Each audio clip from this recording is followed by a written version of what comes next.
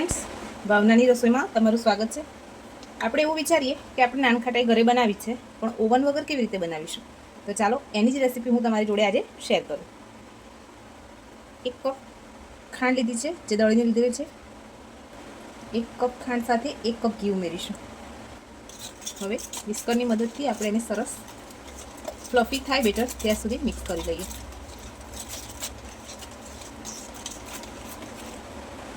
આપણું બેટર સરસ તૈયાર થઈ ગયું છે. હવે એમાં 1 કપ મેંદો, 1/2 કપ બેસન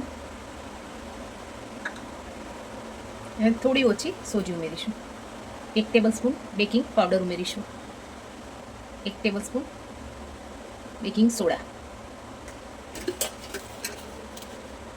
1 ચપટી જેટલું મીઠું ઉમેરી દઈશું.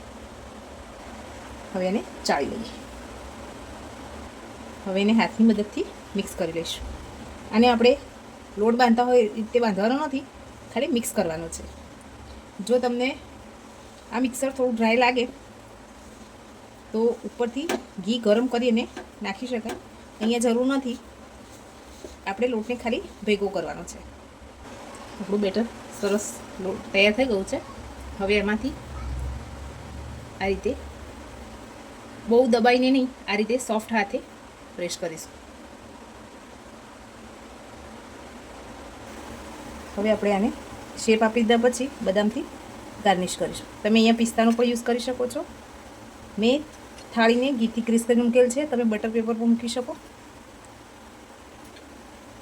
પ્રી હીટેડ કઢાઈમાં આપણે આ રીતે સ્ટેન્ડ મૂકી અને ડીશને મૂકી દઈશું. 20 થી 25 મિનિટ સુધી મીડિયમ ગેસની ફ્લેમ ઉપર એને બેક થવા દઈએ. ફ્રેન્ડ્સ, આપણી નાનખટાઈ બંને તૈયાર છે.